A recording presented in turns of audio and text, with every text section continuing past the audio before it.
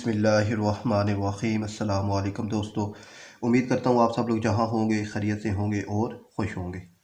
तो दोस्तों, आज जो मैं आपके लिए टॉपिक लेकर आया हूँ वो है कि जो अभी फेडरल बोर्ड ने एक कॉन्सेप्ट दिया है, न्यू आप कह लें कि एक न्यू आइडिया है पेपर बनाने का, जिसका नाम है SLO यानी स्टूडेंट लर्निंग आउटकम्स। तो ये SLO है क्या चीज़, इसको इस वीडियो में डिस्कस करना है। फिर बोर्ड्स और जो है बुक्स, ये कौन कौन सी SLOs के अंदर इंक्लूड है। फिर स्पेसिफिकेशन ऑफ SLOs यानी स्पेसिफिकेशन से मुराद क्या है कि परसेंटेज क्या होगी।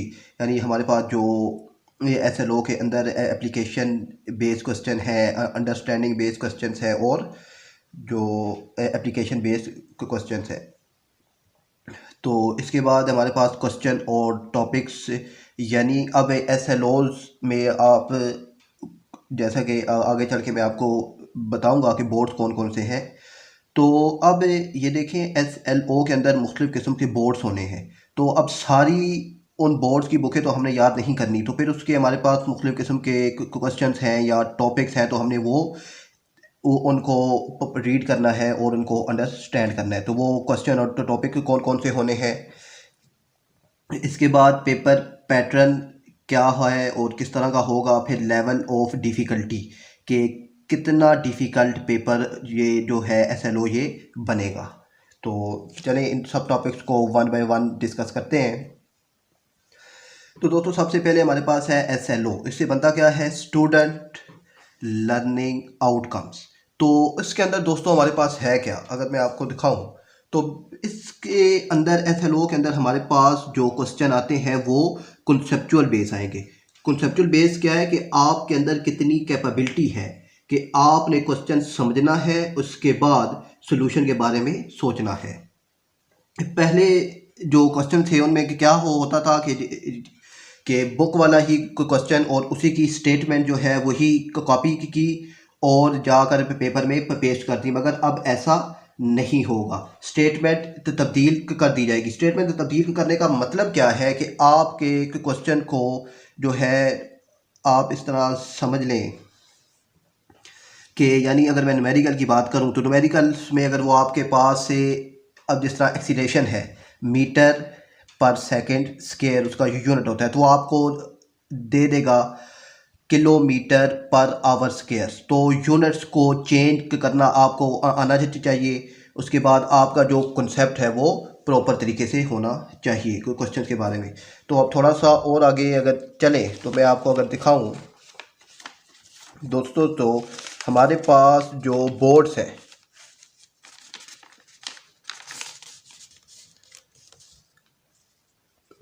तो हमारे पास जो दोस्तों बोर्ड्स हैं, अब बोर्ड कौन कौन से हैं। तो सबसे पहले हमारे पास इस बोर्ड्स की बुक हमारे पास PDF में या हार्ड फॉर्म में होनी चाहिए इस टॉपिक्स को रीड करने के लिए। तो नेशनल बुक फाउंडेशन इस्लामाबाद, तो अगर आप फेडरल बोर्ड के स्टूडेंट हैं और ये SLO बेस है भी फेडरल बोर्ड का, तो ये बुक यानी नेशनल बुक फाउंडेशन इस्लामाबाद की जो बुक्स है ये आपके पास हर हाल में हार्ड फॉर्म में मौजूद होनी चाहिए।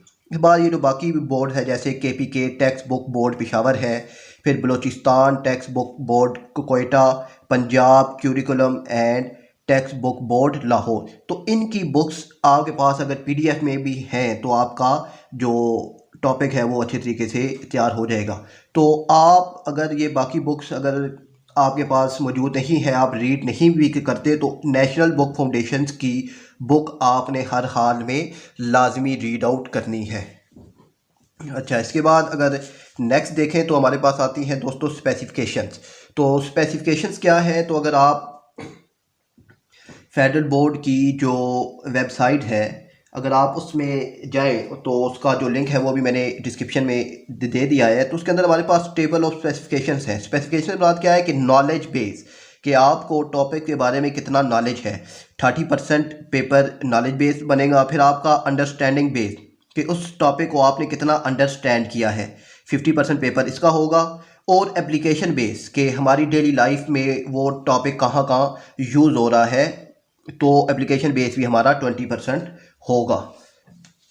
इसके बाद दोस्तों अगर बात करें हम लोग तो क्वेश्चन और टॉपिक्स, तो इसके लिए मॉडल पेपर फेडरल बोर्ड ने अपनी जो वेबसाइट है FBISE इसमें अपलोड कर दिए हैं और वहाँ पर मौजूद हैं, तो आप वहाँ से भी इनको देख सकते हैं। और दूसरा ये है कि इनका जो लिंक है वो भी मैंने डिस्क्रिप्शन में दे दिया है, तो आपने जस्ट लिंक पर क्लिक करना है और आप इनकी वेबसाइट पे इन मॉडल पेपर तक पहुँच जाएंगे। इसके बाद दोस्तों हमारी लास्ट चीज़ है लेवल ऑफ डिफ़िकल्टी, कि पेपर कितना डिफ़िकल्ट होगा। तो दोस्तों 40% पेपर जो होगा वो हमारा जो है वो आसान पेपर होगा, और 40% हमारा यानी दरमियाना पेपर होगा, यानी आसान से थोड़ा सा आप कह लेंगे थोड़ा सा मुश्किल होगा, और 20% हमारा पेपर डिफ़िकल्ट होगा। और डिफ़िकल्ट ये उसी सूरत में होगा कि यानी जो लास्ट में हमारे पास एप्लीकेशन बेस है तो वो जो है थोड़ा पेपर वो डिफ़िकल्ट होगा। तो दोस्तों ये थी हमारी आज की वीडियो। उम्मीद करता हूँ आपको ये वीडियो पसंद आई होगी। तो मिलते हैं नेक्स्ट वीडियो में, तब तक के लिए अल्लाह हाफिज़।